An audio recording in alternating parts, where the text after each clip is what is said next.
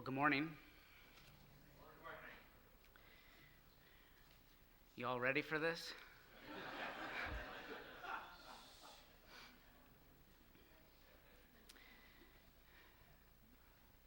I'd like to shift our focus this morning to the imminent activity of the soul as we return to the subject of free will. We've already prayed this morning, so we'll go ahead and jump right into the material. We've had occasion so far yesterday to consider the radical contingency and freedom of man's power of choice, and we've considered something of its relation to the more independent and absolute contingency and freedom of the divine will, and we've considered something as well of the concurrence of these two orders of willing, of causality, the human and the divine, the first order of causality and the second order of causality. We've also had occasion to shift our focus a little bit more directly to the human part of the equation as we've considered the overview of faculty psychology, the powers of the soul, as it were. And now we want to continue that trajectory in the next two lectures, which seek to look more closely at the immanent activities of the soul. In other words, the internal order of the soul and the relationship between the intellect and the will, the cognitive faculty and the appetitive faculty, as it were, knowing and willing as it relates to the very act of free choice. The focus of this lecture is set upon the particular view of Thomas Aquinas. We can ask the question, why Thomas? Why focus on Thomas? Thomas, as a 13th century theologian, is an important medieval source for Reformation and post-Reformation theology, and no less a primary source for the Reformed doctrine of free will. And I hope to show that Thomas's view is perhaps a little more nuanced than is often portrayed. And I'll argue at the conclusion that of the next lecture in particular, that he does not fit into some of the historical trajectory. So he does not fit perfectly into, let's say, intellectualism or voluntarism. Intellectualism is a historical viewpoint that maintains that the will is a passive rather than an active power, a passive power that slavishly is determined by the judgment of the intellect. Whereas on the other side of the pendulum, voluntarism maintains that the will is an active power that is able to act independently and even contrary to the judgment of the intellect. Thomas, however, presents what one author refers to as a middle way, which finds its way, to a greater or lesser extent, into our own tradition. At least this will be my argument. So you may love Thomas, or you may hate Thomas, as people tend to do these days, but he deserves to be understood on his own terms, and I think doing so will help us to understand and appreciate something of our own confessional heritage. So I've titled this lecture, Thomas on Free Choice. In his Summa, Thomas unequivocally writes, "Man has free will. Otherwise, counsel, exhortations, commands, prohibitions, rewards, and punishments would be in vain." So man must have free will, he's saying. Otherwise, we would not be responsible and accountable for our actions, for good or ill, and moral persuasion, counsels, exhortations, and the like would be meaningless. Man must have free will. The question has never been whether man has free will, but how it is to be understood. And so listen to Thomas as he responds to this question. How is it to be understood? He says the proper act of free will is choice. For we say that we have a free will because we can take one thing while refusing another. And this is choice. This is to choose, he says. Therefore, we must consider the nature of free will by considering the nature of choice. Now, two things concur in choice. One on the part of the cognitive power, the other on the part of the appetitive power, the desire, the will.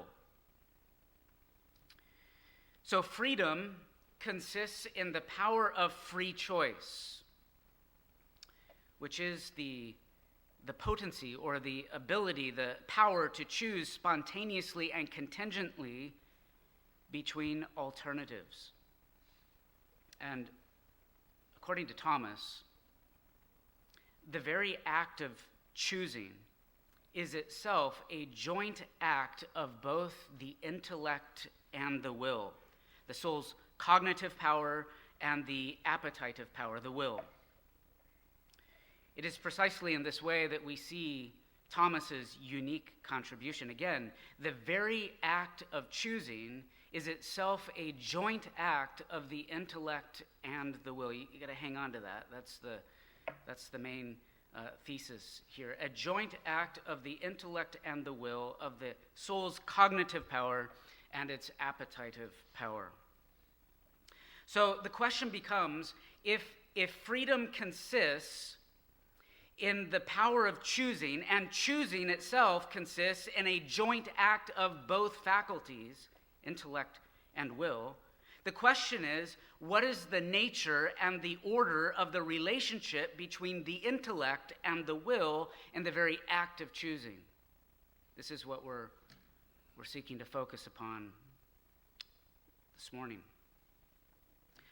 Let's just review for a moment our definition of free choice, of free will, and even begin to expand upon it a little bit. So again, as we said yesterday, according to our confession, God has bestowed upon the will of man a natural liberty, our confession says, a natural liberty and the power of acting upon choice that we said consists of two things: spontaneity and contingency. In other words, freedom requires the power of choosing and or of refusing of one's own accord, which requires the will's spontaneity of act and its contingency of its chosen course of action. So first, just remembering these two things, the spontaneity of its act. In other words, the will is able to elicit its own act.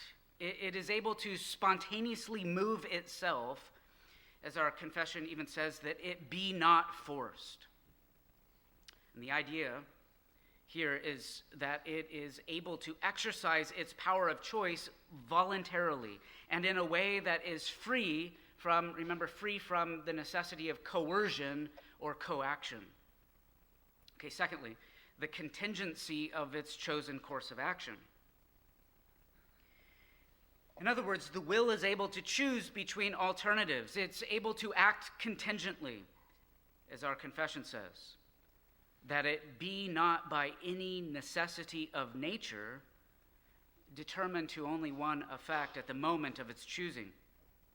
And this requires that there is simultaneously present within the human will a resident potency to opposite effects, the ability to will, not will, or will otherwise than it has. And as we consider what sort of relation must exist then between the intellect and the will in order for the will to retain this power to choose between alternatives, we may now expand upon our definition of free choice to include four things. So if you're taking notes, four things. First, the field of action. We're talking about the will, so we're talking about operation, practice, practical, outworking action. The field of action must entail more than one possibility. This is sort of just stating the obvious of the things that need to be included here. The field of action must entail more than one possibility wherein a choice, right? A choice between alternatives is made possible. We are talking about free choice. Secondly, in order to have alternatives to choose between, there must be an intellect that is simultaneously able to know a thing and its opposite. It's able to reason and deliberate about the desirability of alternatives, of both alternatives. Thirdly, in order to freely and contingently choose between alternatives as they are presented by the intellect, there must be a will that is not by any necessity of nature passively or automatically determined to one course of action by the judgment of the intellect. And so fourthly, that sort of contingency of the will, such contingency therefore presupposes that the will is an active potency, that is to some degree able to move itself or to act spontaneously of its own accord. Okay, the first of these, if you were taking notes, the first of these we've already considered in the first lecture, or it was the second lecture. The last of these we'll explore further in the next lecture, though it's touched upon here as well. Presently, our primary interest is in the second and third consideration. It is upon the interdependence and the order of relations within the soul between the acts of the intellect and of the will. Or more precisely, the relationship between reason and free will. So consider with me how Thomas very helpfully develops these ideas, this relationship.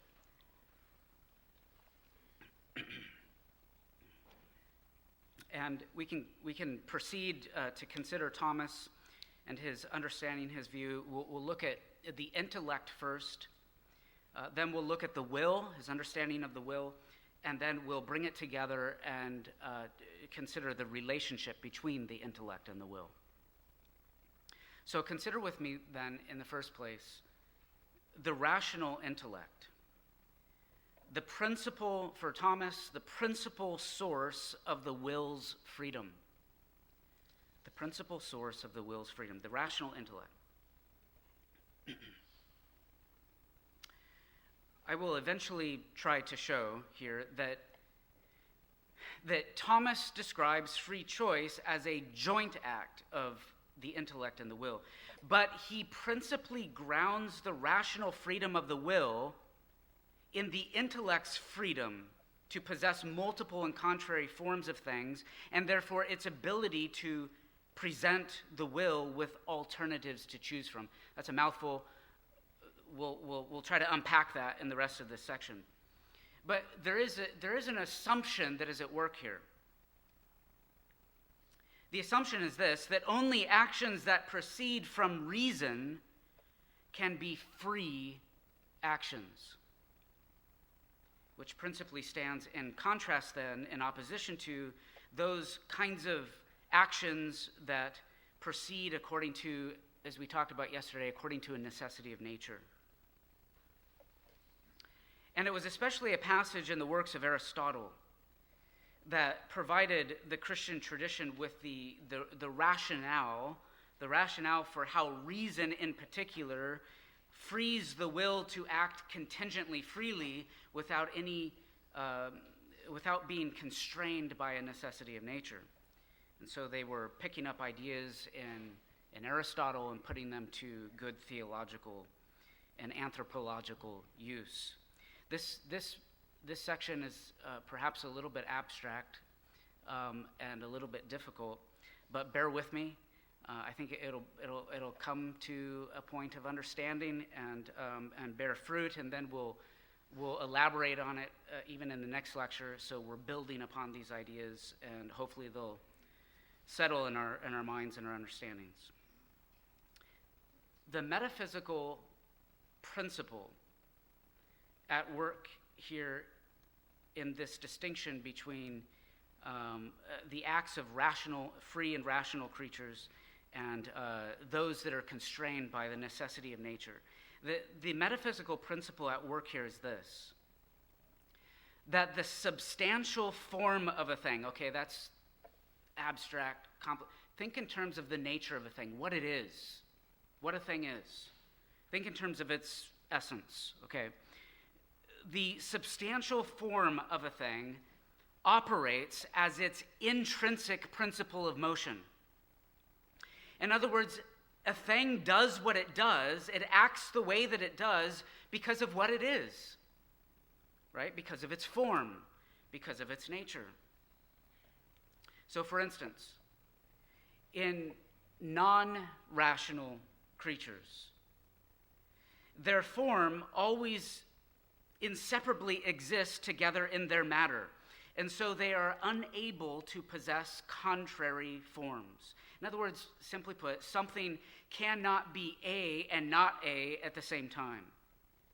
And so because non-rational creatures can only possess one form, one nature, they are only capable of acting a certain way, and they are determined, therefore, by a necessity of their nature to only one course of action within a set of circumstances.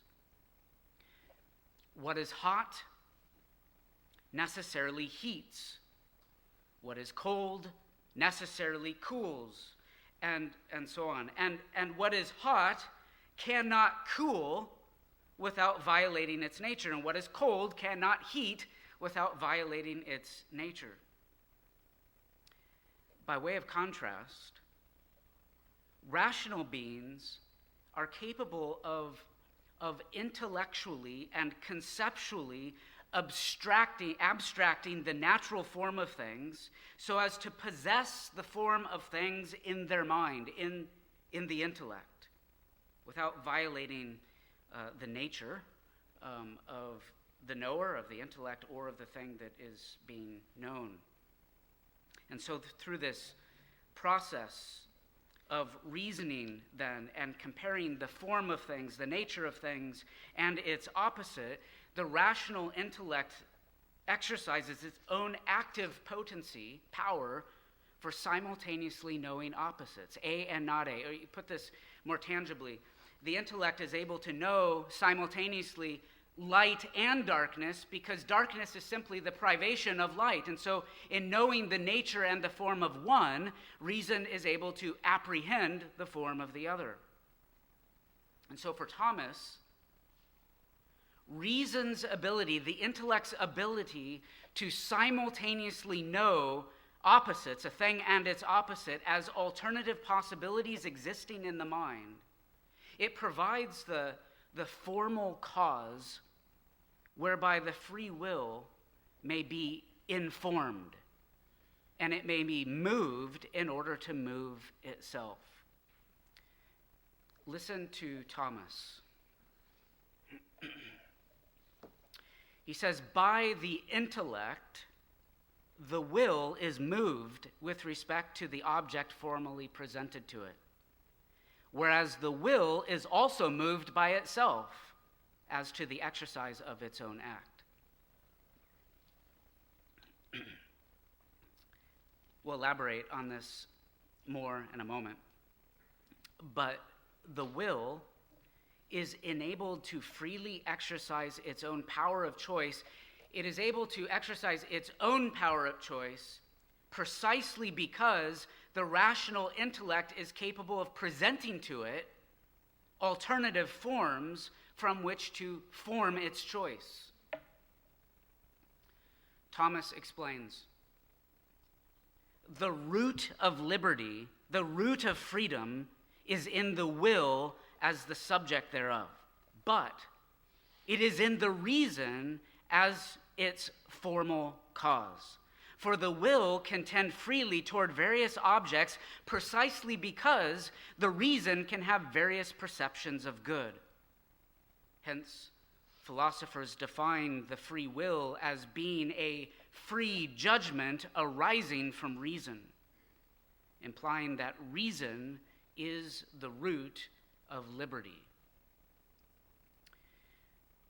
Thomas maintains that because the act of comparing opposites is an act of reason, the freedom of the will is principally and formally made possible by the intellect. The freedom of the will is principally and formally made possible by the freedom of the intellect. And therefore, even the actual power to choose, which is the act of the will, the actual power to choose between opposites, again, properly resides in the will, but nevertheless is formally grounded in its particular relation to the intellect. A certain sort of dependence upon the intellect. We'll work that out more in a moment. So in this way, Thomas principally grounds the volitional freedom of the will upon the intellect's freedom to simultaneously possess within itself multiple and even contrary forms of things. That is, multiple and even contrary principles of motion.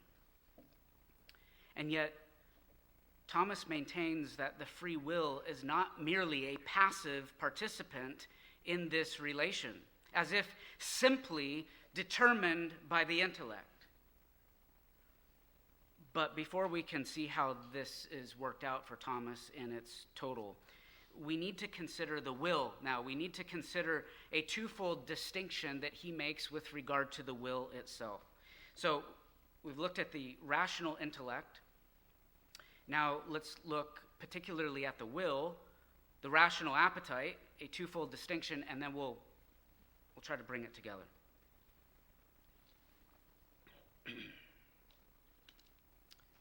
Okay, Thomas makes a distinction. He makes a distinction within one and the same volitional power, one and the same faculty of the will, or rational appetite of the rational soul. The distinction is between the will's, what he calls the will's natural volition, and the will's deliberate, or particularly rational volition. And when you read Thomas, when in context where this distinction is particularly in view, he sometimes simply refers to the will's natural volition as will, with respect to its essential nature. And when he's speaking about the will's deliberate volition, he often refers to it specifically as free will, with respect to its power of free choice. So you have this distinction in Thomas between, within one and the same power, one and the same faculty of the will, between that which is natural and that which is deliberate, will and free will. And it may be pointed out that there are three appetitive tendencies in creatures. We can speak about three types of appetites or tendencies within creatures, all of which are found in one way or another in the rational creature. So consider these three things. First, and most basic, is the natural desire or tendency that is inherent to the very nature of a thing. This doesn't describe a will in the proper sense of the word, and certainly not free will, but we can speak loosely, we can speak broadly, for instance, of a heavy object's natural desire, right? To what? What does it desire? It desires to fall. This is what a heavy object naturally does. So we can speak about a heavy object's natural desire to fall downward. Or you could speak about a plant's natural desire to take in nutrients. It's not a will, per se, and it's certainly not a free will. The second distinction, sort of ramping it up a little bit, has to do with the tendencies belonging to the sensitive nature of living things. So those that have the senses, the five senses. The eye, for instance, tends toward its particular object, and the ear toward its particular object. Right? The eye, by the eye, the animal desires to see what may be seen. And by the ear, the animal desires to hear what may be heard. But this, again, is not free will, because such acts still proceed from a necessity of nature. Because unless impeded, unless something obstructs the eye or the ear, unless impeded, the eye cannot not see what is impressed upon it. The ear cannot not hear what sound vibrates upon the eardrum. It still acts according to a necessity of nature. And then there is the third sort of desire and the tendency that pertains exclusively to rational creatures. The sort that follows deliberation, the sort that is free from the necessity of nature and even has a potency for opposite effects. This, of course, is the free will, the rational appetite of men and of angels. However, this does not mean that the will of man does not also have a certain nature. According to Thomas, it would be wrong to confine our idea of nature to the lower appetites of the soul or to the irrational creatures. The fact is that every created power has a basic tendency, a nature, to be attracted by its appropriate object. And this inherent tendency manifests then its particular nature.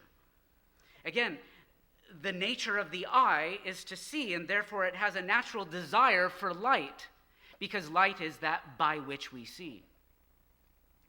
And similarly, we can say that the intellect has a natural desire for truth, on account of which a thing may be known. And even the will, Thomas says, must have a natural desire for goodness, on account of which a thing is desirable. Therefore, even the will, Thomas says, as a will, must possess a nature and a natural volition, which is itself a natural desire for goodness in general.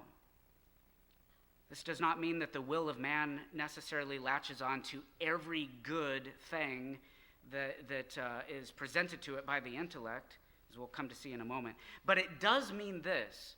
It means that without violating its own nature as a will, it cannot desire anything except it first be perceived as good in some way.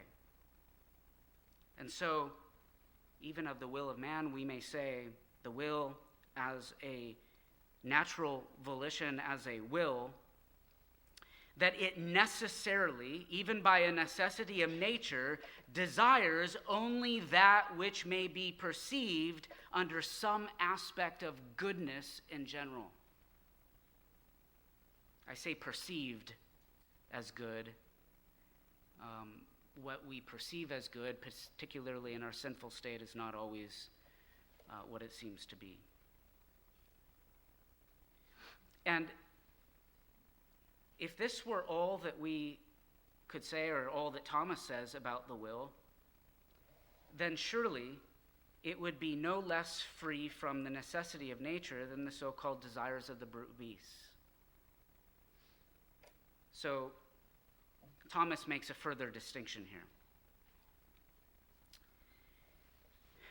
And we can pose this as a question.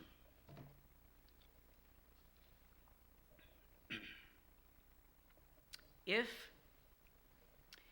by a natural inclination or instinct, if the will is ordered to goodness, how is it not intrinsically compelled and passively determined to will every good thing presented to it by the intellect? You see the question? If it is determined in some way, if it is determined to goodness, to the good, how is it not then, by nature, how is it then not intrinsically compelled and passively determined to will every good thing presented to it by the intellect. How does this not remove the role of choice between opposites and alternatives? Thomas notes that the same question may be posed of the intellect. He asks the question, does the truth of a thing intrinsically compel the intellect to give its assent? See, Scotus, for instance, fears that it does, which is why he will, for all intents and purposes, reject the notion that the will has a nature at all, or that the will has a natural desire as such. And Scotus will even refer to the will as the only rational power of the soul, which ought to ring a little strange to us, but we'll work it out in the next hour. Thomas, however, makes further distinctions here. Thomas makes a further distinction with regard to both the intellect and the will, and he draws an analogy between them. Here's the analogy. Goodness, generally conceived, stands in relation to the will the way that first principles stand in relation to the intellect. Whereas particular goods relate to the freedom of the will the way that particular rational conclusions or deductions that are derived from first principles relates to the intellect. Again, it's a mouthful. There is a distinction to be had, he is saying, between the will, a distinction to be had within the will that parallels a distinction to be made within the intellect. So there's essentially what he's doing is he's saying there is will and free will just as there is intellect and reason. So keep those four things in your mind. Intellect and reason is to the will and free will. So again, goodness generally conceived stands in relation to the will the way the first principles stand in relation to the intellect, whereas particular goods relate to the freedom of the will or the free will the way that particular rational conclusions and deductions, reason, derived from first principles relates to the intellect. Let's work this out. Consider first what Thomas is proposing with regard to the intellect. A first principle, right? A first principle is a self-evident proposition that is known to be true without any need of additional proof or reasoning or argumentation. And as it regards the simple apprehension of such first principles of knowledge upon which all rational knowledge is built, he is saying that the intellect is powerless to refuse its assent without acting utterly contrary to its nature, which is to apprehend truth. So, simple.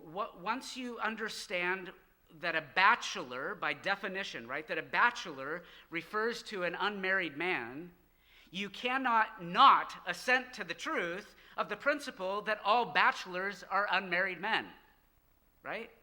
It's self-evident. It doesn't need reasoning. It doesn't need argumentation. It's a self-evident axiom.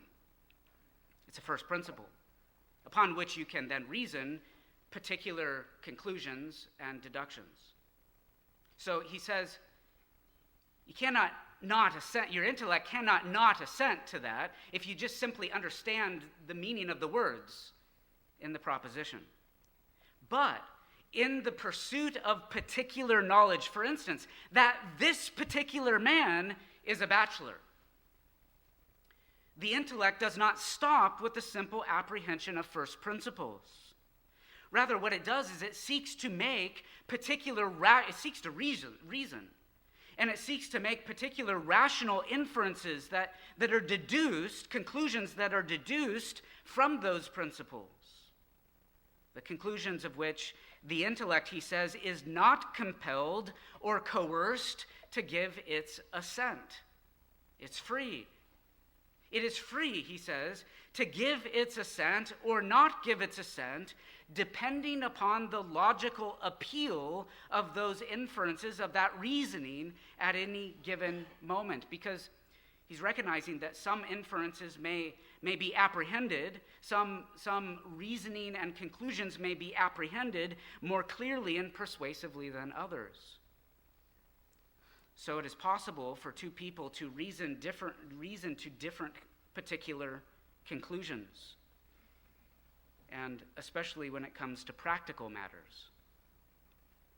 Now, consider the parallel he is drawing with regard to the will. So the intellect is ordered by nature, by a necessity of nature, to apprehend an assent to first principles of knowledge, but it is free with regard to assenting or not assenting, giving assent to particular reasoning and conclusions drawn from reasoning. Consider the parallel that he's drawing with regard to the will. Because man's end, chief end of man, is ordered to the good, man's will, as will, he says, is naturally ordered to goodness in general, to the good. Just like how the intellect, as intellect, is ordered to self-evident truth of first principles. The will is naturally inclined to goodness, just as man naturally desires his own happiness and cannot do otherwise than to pursue his own happiness, at least insofar as he perceives it. Thomas refers to this as the will's natural volition, the will, as a will.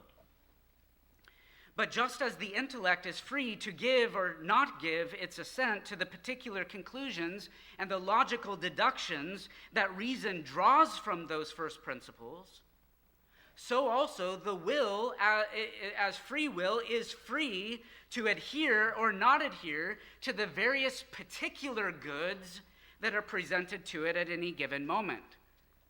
Why? The reason is simple, at least we can say.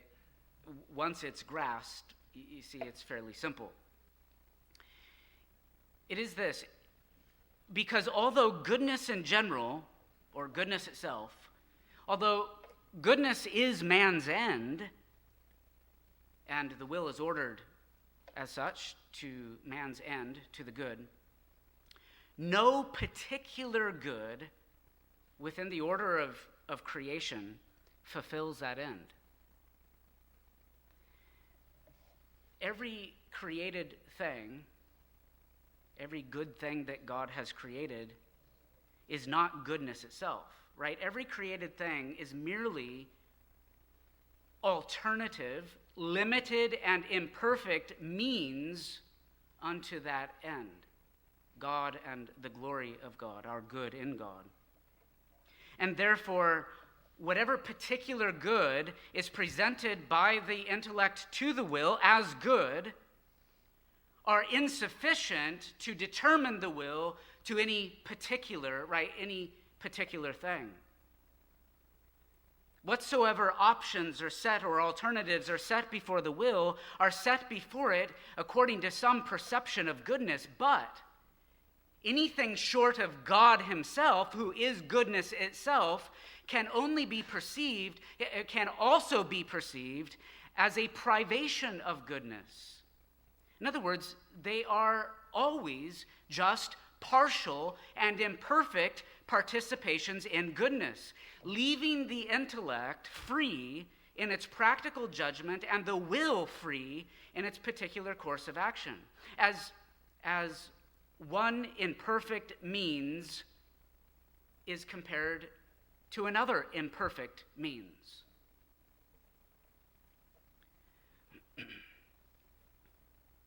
Thomas refers to this as the will's deliberate, because it follows from reason, deliberate volition, or the will as free will. because it proceeds freely on the basis of reason's deliberation. Whereas the will as will, its natural volition, is ordered to goodness in general as unto man's ultimate end, the will as free will or deliberative or deliberate volition is free to will or not will, and if it wills, it is open with respect to the particular means unto that ultimate end to which it's ordered. And so he says this, Thomas says this. In regard to its object, the will is undetermined as to the means to the end, though not as to the end itself, as has been said. This is so because there are many ways of reaching the last end, and for different people, different ways prove suitable. And as such, no particular created good can compel the will in and of itself, for the will is free to choose at any given moment between alternative means to reach its ultimate end. And so according to Thomas, just as the intellect naturally desires truth itself, but is not thereby determined to any particular rational conclusion or deduction, so also the will naturally desires goodness in general, but is not thereby determined by a necessity of nature to any particular created good at any given moment. And so he makes a twofold distinction with respect to both the intellect and the will, and yet these are not two intellects or two wills. Listen to how he puts it. As the intellect is to reason, this is an analogy, right? As the intellect is to reason, so the will is to free will. But it belongs to the same power both to understand and to reason. Therefore, it belongs also to the same power to will and to choose. And on this account, the will and the free will are not two powers, but one. In other words, there are two distinct impulses, if I can put it that way, in one and the same faculty of volition. The one natural, which regards the general end of our action, and the other deliberate, which regards the will's liberty to choose between particular means for the sake of achieving man's ultimate end. So as the intellect is to reason, so will is to free will. Okay, if I haven't lost you, let's bring this together now. So the relation of intellect and the will. Here we are looking at, more particularly, the joint act of free choice. We must bear in mind that no created thing can move itself in the ultimate sense. Hence the familiar principle, whatever is moved has been set in motion by another. And so even though Thomas will say that the will freely moves itself, in other words, it has within itself its own a principle of its own motion, he also affirms that in another regard, it must first be set in motion by another. It must first be set in motion by the intellect. So there is a certain priority to the intellect. Nothing is its own cause, absolutely speaking. But more to the point, all of our appetites are cognitively determined in some way. Our sensitive appetites desire sensitive goods that are known by the senses. And our rational appetites, or our rational desires, desire rational goods that are known by the intellect. They're known to be good and to be desirable. This means that our free and rational desires must be grounded in intellectual apprehensions, in the act of the intellect. As it regards the particulars, particular choices and alternatives and so on, as it regards particulars, the will is blind. We heard this already with regard to faculty psychology. The will is, I think it was a Brockle that said it maybe, but the will is blind. The will does not know what particular, thinking blind in terms of metaphor, of knowledge, right? The will does not know what particular thing it desires until the intellect sets before it those things which in that moment it judges to be desirable. And even more to the point, Thomas maintains that the free will in the act of choosing one particular as opposed to another, the will always follows the direction of the last practical judgment of the intellect concerning what ought to be done. Again, the free will cannot choose contrary to the last judgment or the last rational insight of the practical intellect regarding what is to be done. This raises an obvious question. In the end, does the intellect therefore compel the will or determine it to one particular course of action such that it cannot will, not will, or will otherwise? And Thomas's answer to this is no. We've already said that for Thomas, free will is an active power that is able to move itself of its own accord, even if it must be formally set in motion by the rational intellect.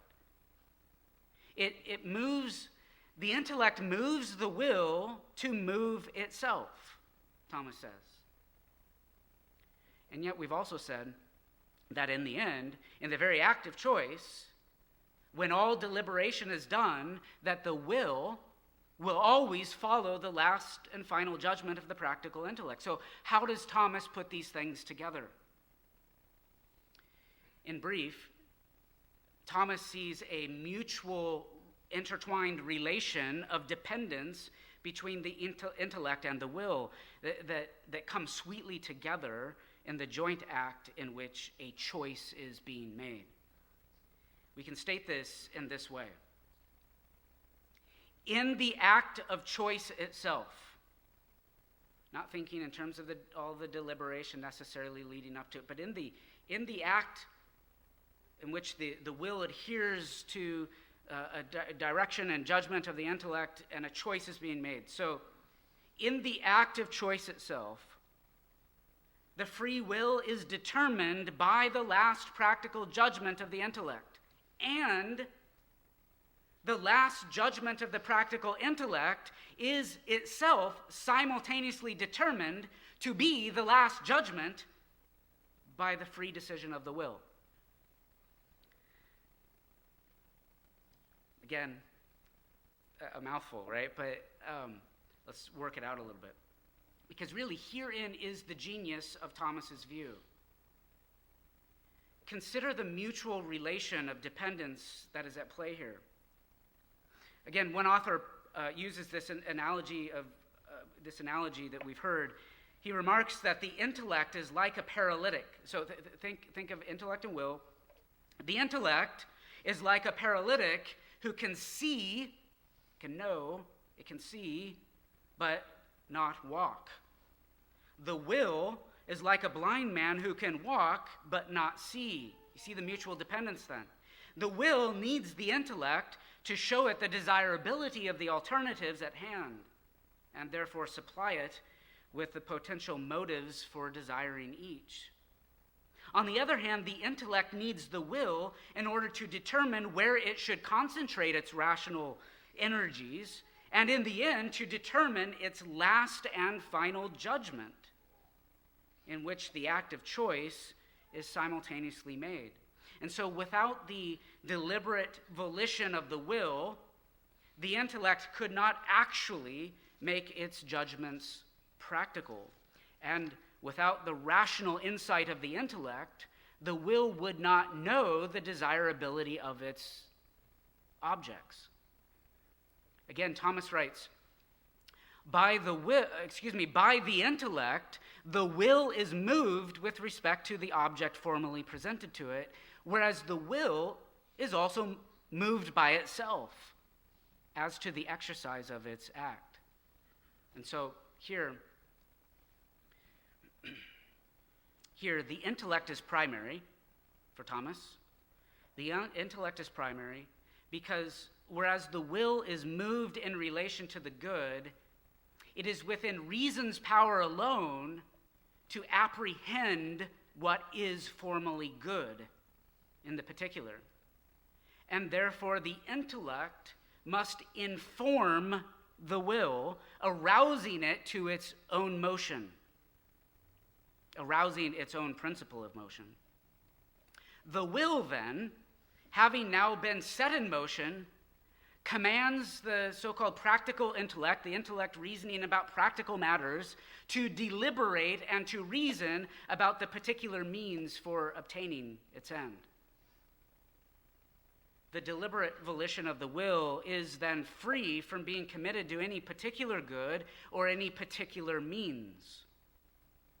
When the practical intellect makes an assessment of the alternatives and supplies a rationale for each, Thomas would say that the will is free to act or not act, or is free to further consider what is set in front of it and to command the intellect to think about it further, to reason further, to deliberate some more, or even to think about something altogether different.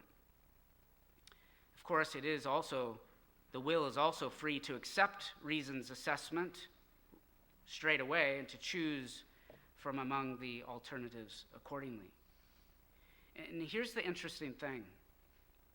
Although the will cannot act contrary to the last judgment of the practical intellect, where the intellect lands in the final analysis of things leading there into the actual choice. The interesting thing is that although the will cannot act contrary to the last judgment of the practical intellect, it is not necessarily compelled to follow its every or its first or its second or third judgment. The will can, and often does, send the practical intellect into further deliberation until it has a satisfying reason for settling upon the alternative it at that moment desires most.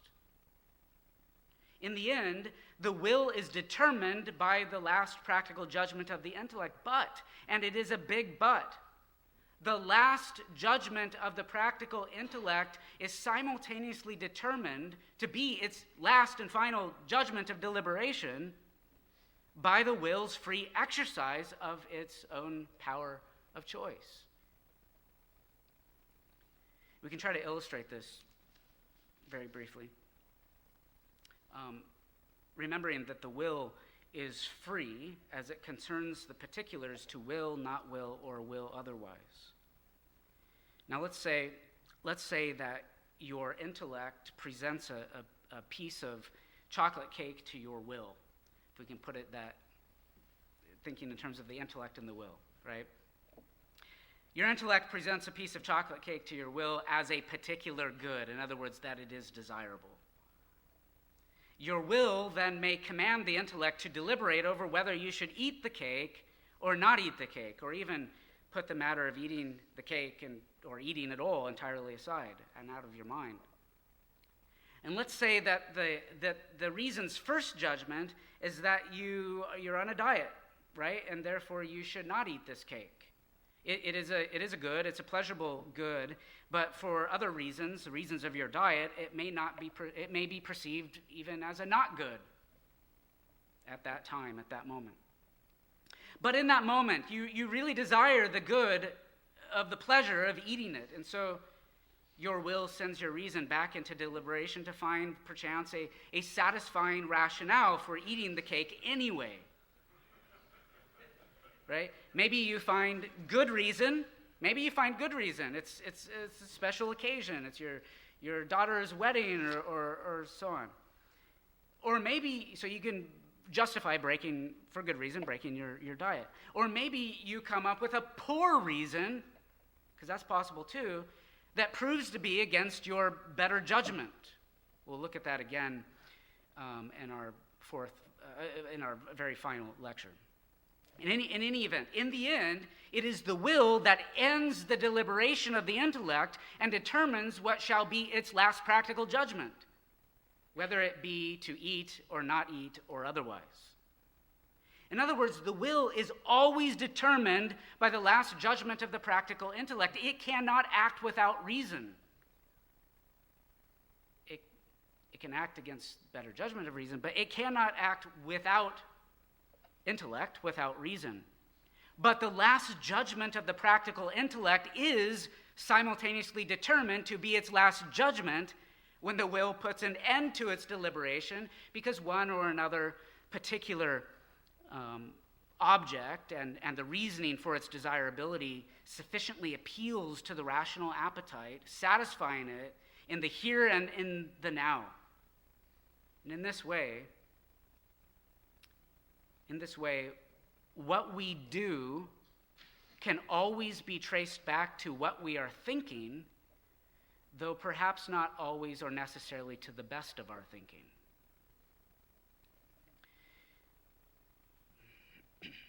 So, as we shall see, it is for this reason that Thomas does not fit squarely into an intellectualist or a voluntarist camp.